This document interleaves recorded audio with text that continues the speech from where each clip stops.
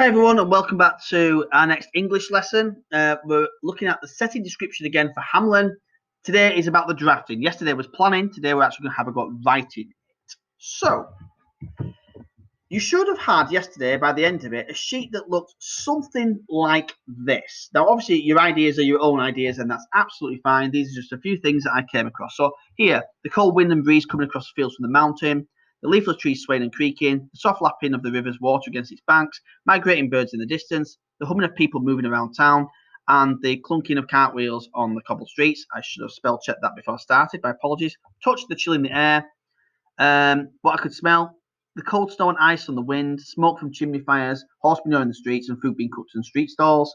And then what I could see: well, it's the snow-capped mountains in the distance, the leafless trees, the bridge, the straight river that's quite calm water on it, the huge dominating castle, odd houses near the riverbank, a village and town beside the castle with crowded wattle and daub overhanging floors, great church towers, flags fluttering in the breeze, city walls with gatehouses, etc. Okay, and wispy clouds in the sky.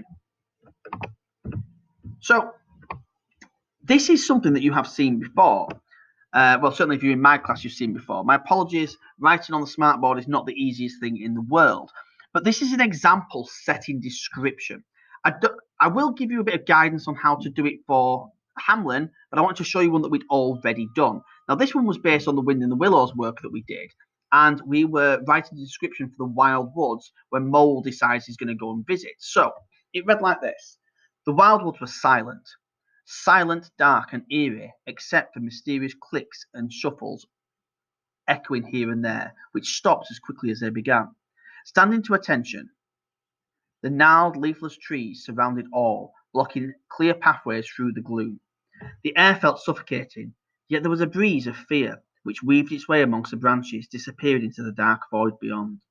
Scattered below the finger-like roots, dark holes and long-abandoned warrens sat quiet, staring at anyone foolish enough to pass that should be by. The ground itself was uneven, covered in damp green moss and rotting leaves.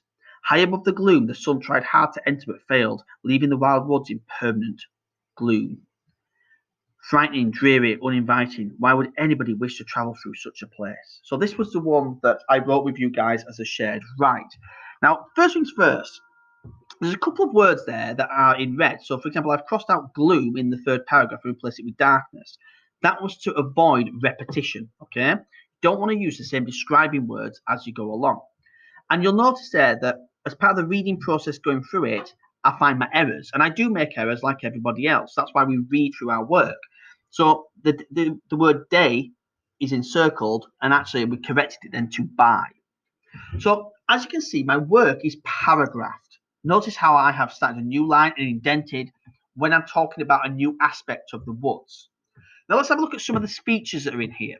So the first line, the wild woods. Now it's capital letters for wild woods because it's a proper noun. So if you use Hamlin in your writing, it needs a capital letter. But notice it says the wild woods were silent, full stop, silent, dark and eerie. So it's last word, first word, sentence, okay? We've then got dark and eerie except for mysterious clicks. That's an expanded noun phrase using adjectives. Then on the third line down, we've got quickly. Well, that's an adverb. Now we've got here standing to attention, comma. Now that's personification of the trees. It's given human characteristics to something that is not human. It's also a fronted adverbial. The gnarled, comma, leafless trees is a two-way sentence. Again, expanded noun phrases. You've then got here through. Now through is a preposition because it's movement from one place to another. If we go to the second paragraph, the air felt suffocating, yet there was a breeze of fear. Yet is a boy's sentence, okay? So it's a conjunction that's used to join two sentences together, okay? In this case, it's a subordinating conjunction. Now, you've got here, yet there was a breeze of fear. That's a metaphor, okay? So again, it's a bit more powerful descriptive language. You then got on the third paragraph down, scattered below the finger-like roots. It's a simile.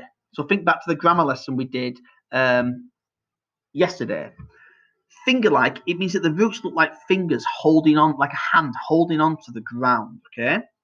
You've then got, on the second line of that third paragraph, the warren sat quiet, staring at anyone foolish enough to pass by.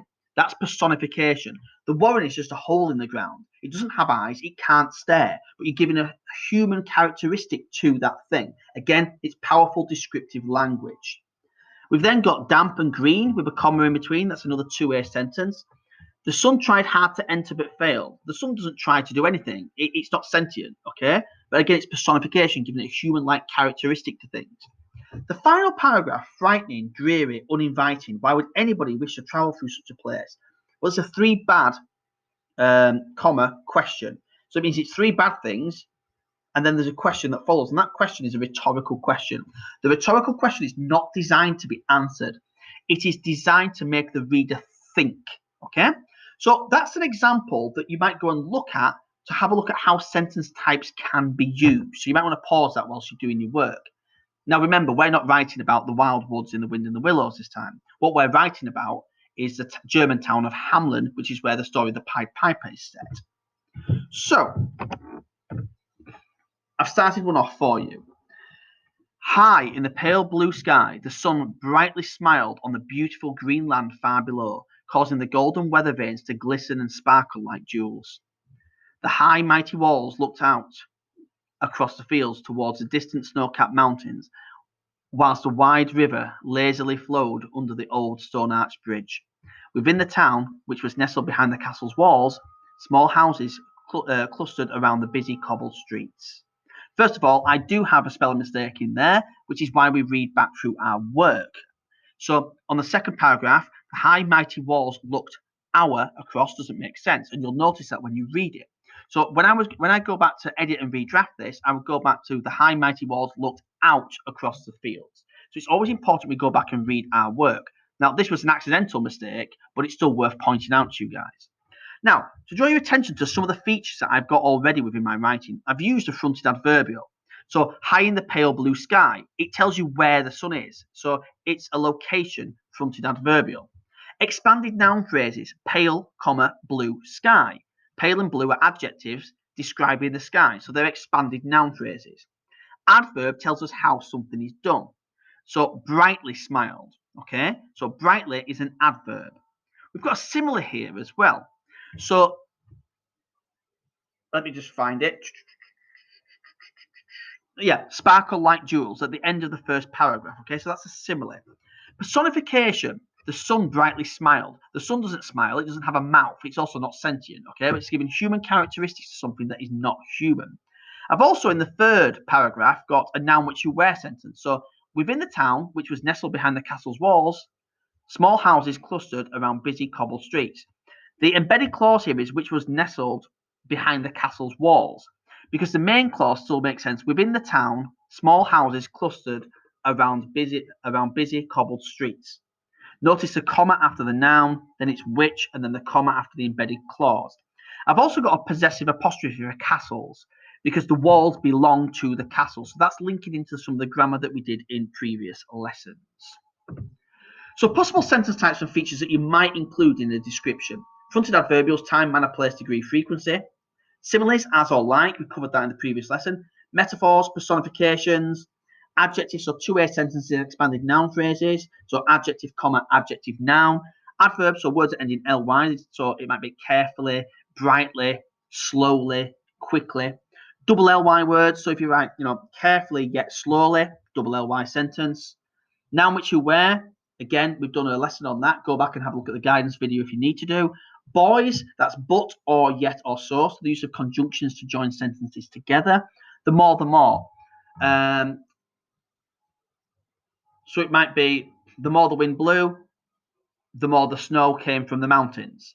Three bad dash question. Again, have a look at the example from The Wind in the Willows that came at the end. It's three bad points with commas in between, a dash, and then you have got a rhetorical question at the end. Just make sure you put the question mark on the end of that.